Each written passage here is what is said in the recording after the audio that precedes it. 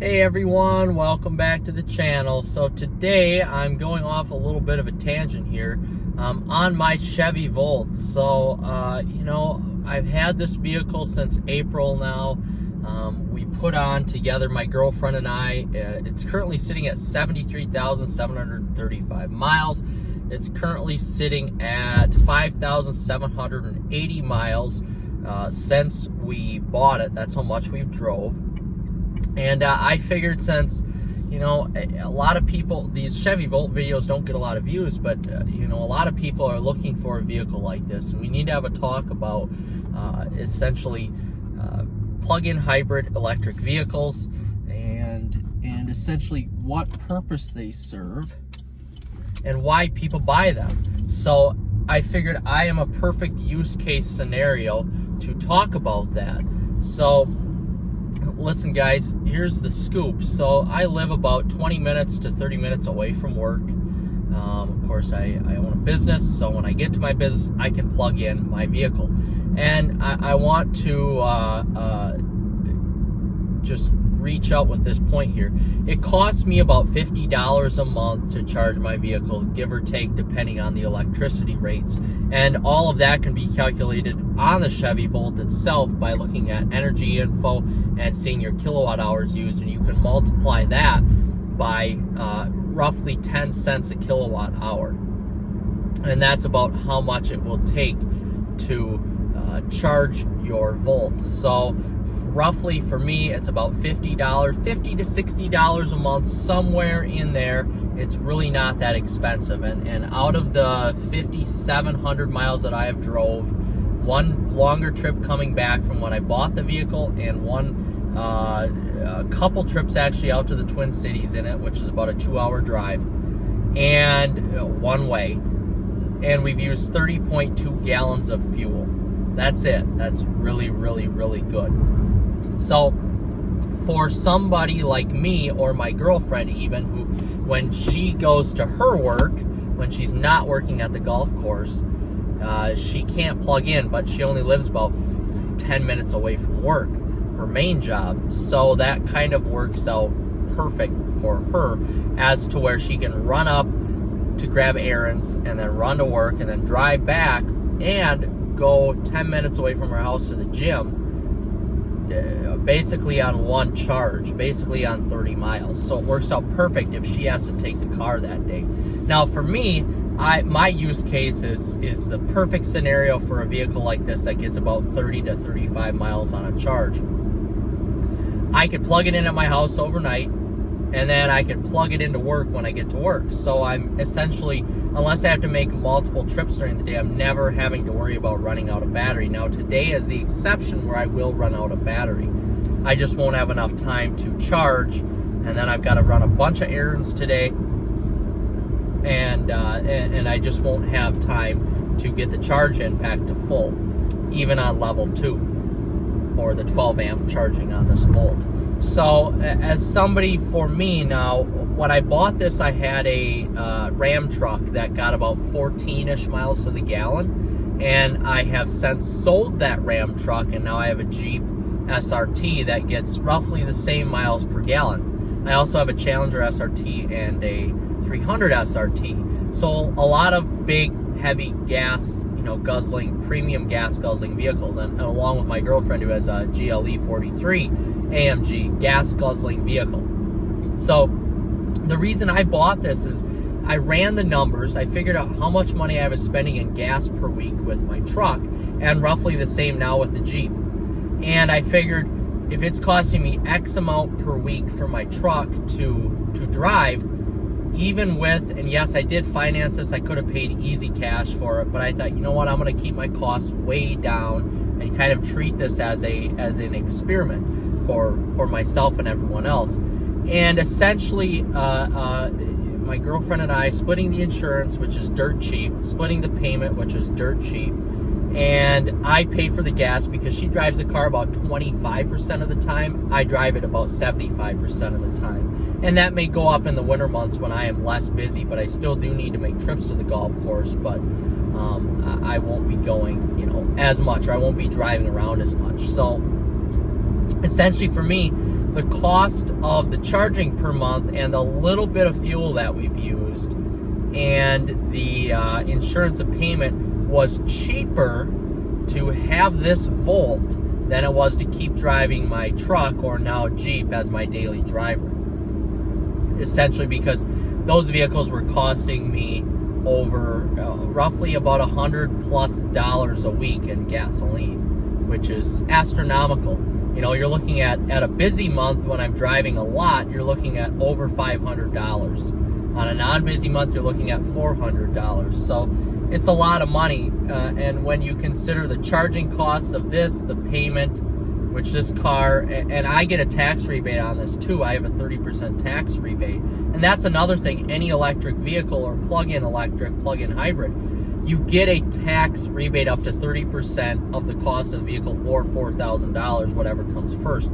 So this vehicle for me cost a little over $7,000, and then I get a tax rebate coming at the end of the year, which I pay a ton into taxes because I am, you know, I own my own business, I'm self-employed. So if I can get $2,400 back, that's a huge amount that I don't have to pay when I'm not making as much income in the wintertime. So it's a perfect use case scenario for somebody who, you know, owns their own business or has access to a charger at their work. They don't even have to own their own business and wants a little bit of tax savings for the first, you know, year or so. But, or year and a half roughly is what it equaled out to me. And then alongside with that, I could do whatever I want with that money. I could, most likely for me, I'm not going to see any of it because I will just have to pay less into taxes, essentially, which is a good thing. But essentially for me, now I have a vehicle that I could put uber amount of miles on because this vehicle was so over-engineered by GM. And I don't have to worry about my 3 special cars. And my girlfriend can keep her miles down a little bit more on her car and drive this. And yes, it is a safe vehicle. It's actually sort of fun to drive. It's the lightest weight vehicle we have in our fleet, but I'm able to charge it, so 50% of that cost of charging is an expense, which doesn't sound like a lot, $25-30 a month. That's not a lot, but point being, it's still a business expense for me as well, because I'm charging my vehicle using electricity at the golf course. So that's a great option right there. And now, again, I don't necessarily want to jump into the plug-in hybrid aspect of it, but I guess I will have to. So what makes the plug-in hybrid aspect of this vehicle perfect? The generator up front, the gas generator up front, is awesome. It's a 1.4 liter Atkinson cycle engine, and it essentially is a generator, provides batteries for battery power to the batteries themselves. So this car always has a pretty linear feel to it. I personally enjoy driving it. It's not very fast, but it gets me to point A to point B safely, and I always feel, you know, like I'm in control of the vehicle. And that brings me to a point where, you know, vehicles like the Chevy Volt or like the 4xEs from Stellantis or any of the other plug-in hybrid vehicles from Hyundai or Kia, what makes these vehicles perfect is the fact that for, I would say, as my use case scenario, 75%, 80% of my driving is done on electric range. And that is about 35 miles to a charge. So 85% of my days 80% of my days I'm using this vehicle. I would say even more. Most every day, I would say 90% of my daily driving with this vehicle is done on electric power. So the days that I do want to take a road trip or something, the gas generator just kicks on and I can just fill up at the gas station, which this gets 35 to 40 miles per gallon with that generator. So I don't even barely need to fill it up because of that aspect of it. So for me, I think this is the perfect use case scenario of a vehicle. And for the majority of Americans out there, this is the perfect use case vehicle. the Volt or any plug-in hybrid. Let's just put it that way. Any plug-in hybrid with a decent amount of range. I'm talking about 30 miles to a charge, something like that. It provides you with the best of both worlds. And I was for a long time against plug-in hybrids because I didn't feel like, it gives you a not great driving experience. It gives you a not great ride. It gives you, more stuff to go wrong. But if you find the right one, like the Volt or like an Ionic hybrid, something like that, or Christ, even a Prius. I know it's not a plug-in, but you get where I'm going at. Some sort of hybrid, some sort of plug-in hybrid.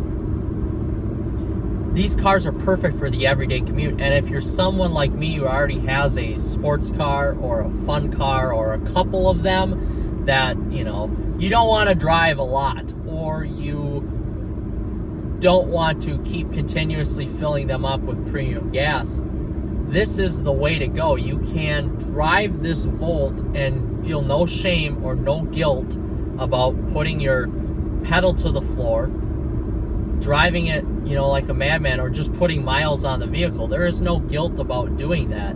This car is meant to do that, to put miles on, to drive, and you don't have to feel guilty about doing that. And that's the best part about the Volt. It's there for you so you can get to from point A to point B in a nice, safe, relatively unexcusable manner.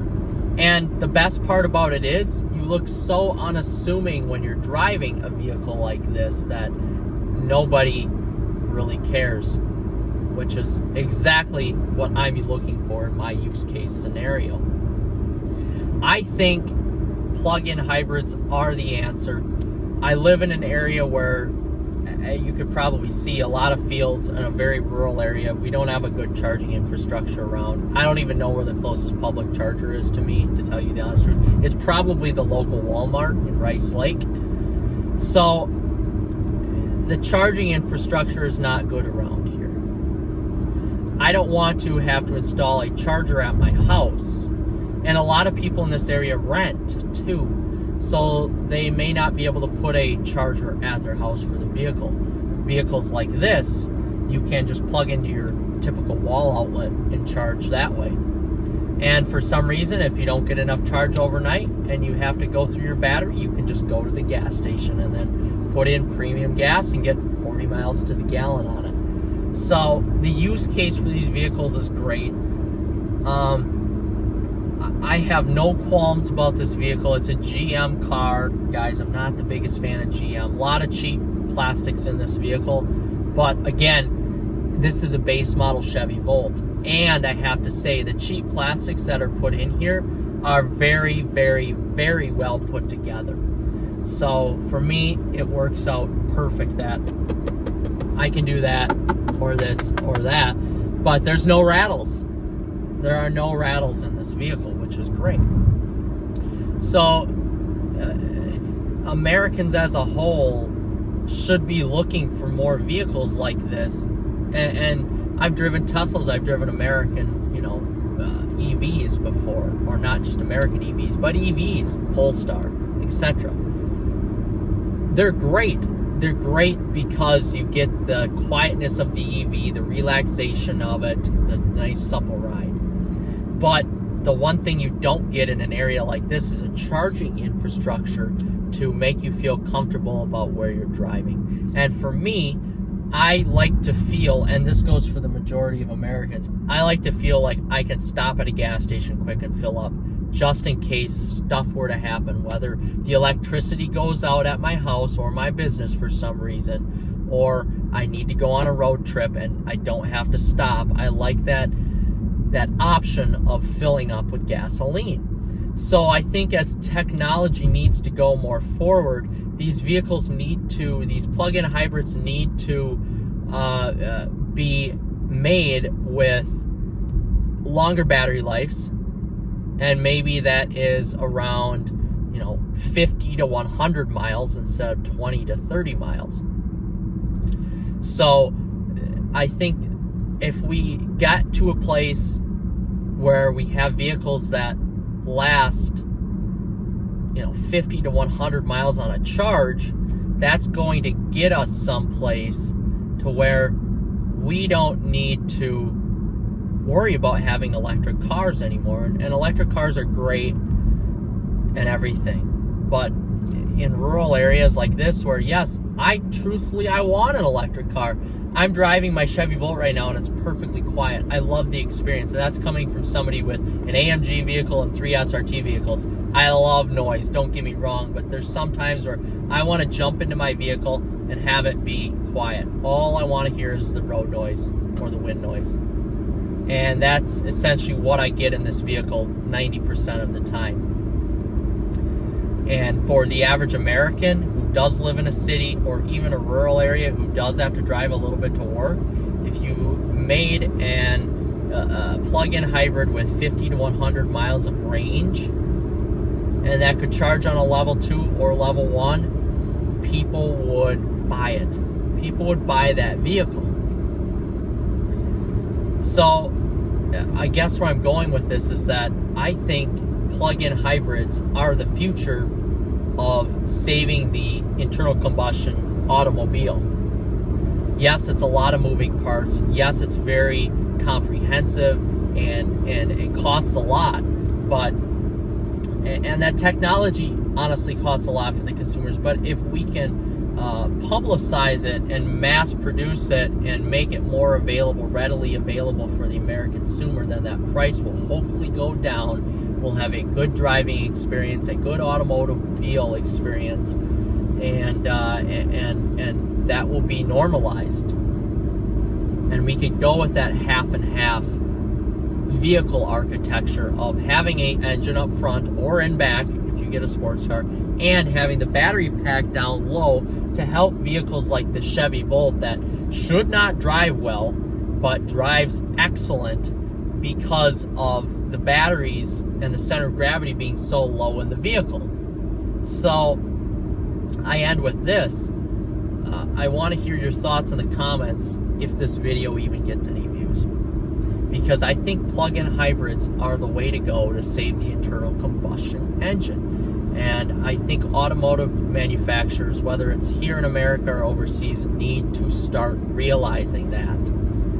I think it's the only way to save the internal combustion engine, because let's be honest with you, if I only had enough money for one vehicle, I'm not buying an electric vehicle. I'm just not. That's not my style, and that's not the way I roll. Even in a city, I would not buy an electric vehicle. I want to feel connected to my vehicle, hence why I have a manual Challenger, and I want to feel like I have some road presence as well, with some sort of noise on it. And that may be an age thing, maybe a cultural thing, but that's just where I'm at with it. But now if we can make a cool plug-in hybrid that has all that tech in it and has an electric battery on the bottom and drives good, yes, it is going to be heavy. It's going to be heavy, that's for sure. But now you're giving somebody who, like me, who, let's just say I only have the money for one vehicle, and now I want to buy a sporty SUV or a sporty car. Now I can have that technology and be happy with it. So with that, guys, we'll see you in the next episode. Like and subscribe. Take care.